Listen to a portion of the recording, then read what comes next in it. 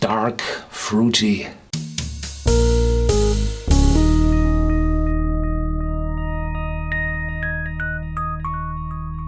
Welcome to Whisky.com, where fine spirits meet. My name is Lüning, Horst Lüning. I'm the master taster of Whisky.com, and today we have, well, the Deveron, 18 years old, here on my cask. It's, well, the older relative of the Deveron, 12 years old, and I'm still saying Deveron because the bottles from the past years all had the name Deveron instead of the Deveron.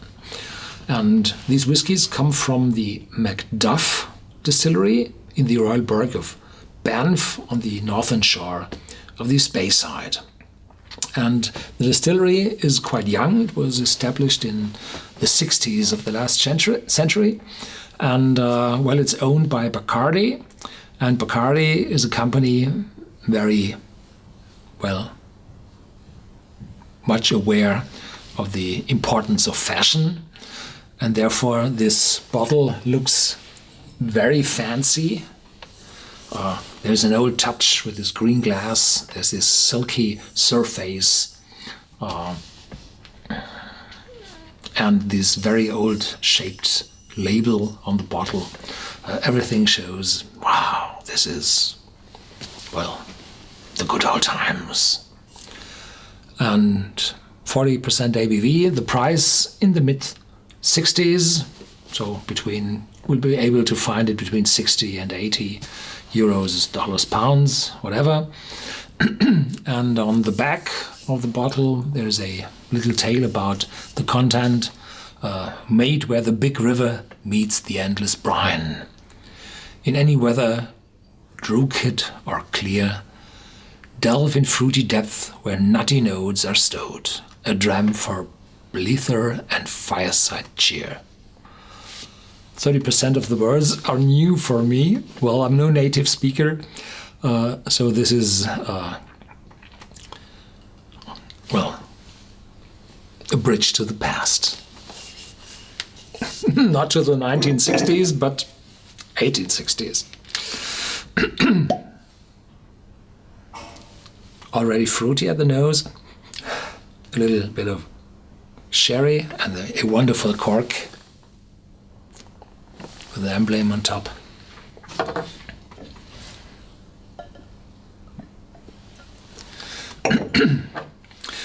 I find it wonderful that the new range of bottles also include very old, 18 years old, whiskies, and not only new ones without an age statement. So I cannot honor that enough. Most of the distilleries move to cheaper and younger whiskies, which they sell more but this one, they increased the entry level from 10 years to 12 years, and then there had been a 15-year and 16-year-old, and this one now is an 18 years old. Wonderful. So I hope that there will be enough supply, enough casks in the warehouses of Macduff, that there is enough supply to keep those bottles running. And if they reduce their portfolio from those 3, 4, 5 different bottles, there had been vintages also. I think the former 10 years old, they started with vintages and then they omit the vintage, just kept the 10 years old.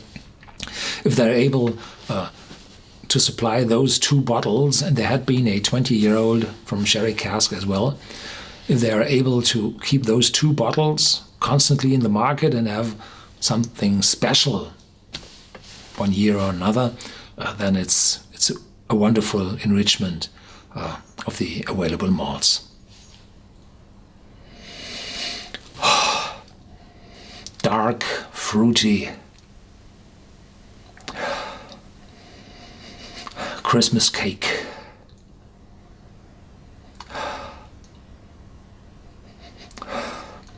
A hint of apples, so it's like spicy apple pie, but not sharp spicy, but just spicy apple pie. There's some nuts in it, and this is distilled spirit, so there's no nuts in it. Definitely not. It's an aroma you think of nuts if you're able to smell that. There had been questions before, I'm allergic to nuts. Am I able to taste this whiskey? Well, be careful. Probably those aromas which smell as nuts may be not good for you. But typically those things on which you're allergic come from the proteins, and the proteins are left behind due to distillation. So this one is just the aroma of nuts.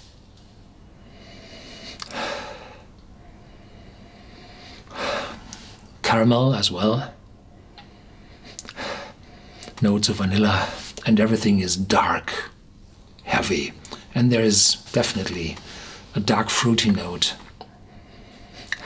from a sherry cask. I have no idea how much sherry casks are in the mixture, but if the 20 years old had been full sherry cask bottling, then this one will be only a partly sherry cask bottling. Yeah.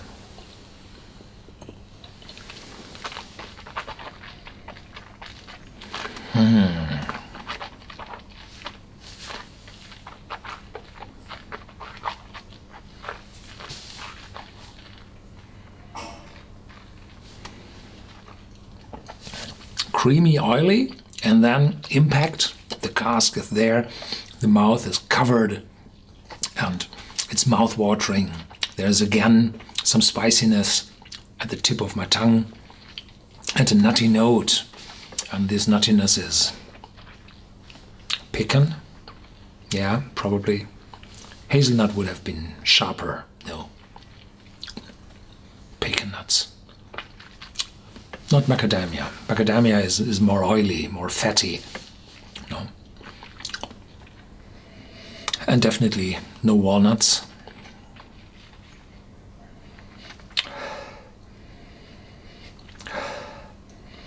And toffee, vanilla. So there's a definite strong cask influence in this one.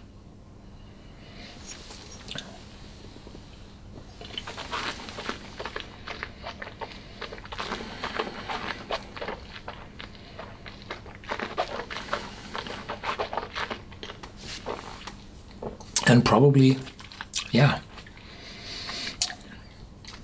some tobacco notes. Not burnt tobacco, not smoky. No, but if you open a tobacco tin, a fresh one, and smell at these fermented tobacco leaves, that smell, but very, very faint. So I'm no smoker. I just had a few sniffs at those open tins, and this remembers. So everything is dark, a little spicy, but wonderful aromatic spiciness. Nutmeg, probably. Yeah. And the aftertaste is quite long, rewarding, warming. And this spiciness is fading away and leaves a good mouthfeel.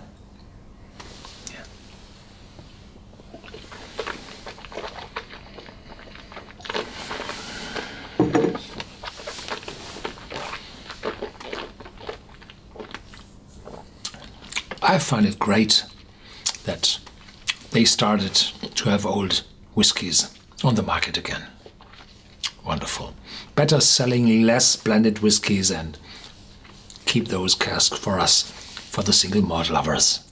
Yeah, I like it. If you'd like to discuss this video with me, please do so on our vlog on Whisky.com and in our forum, as well as give your own tasting notes in our whiskey database.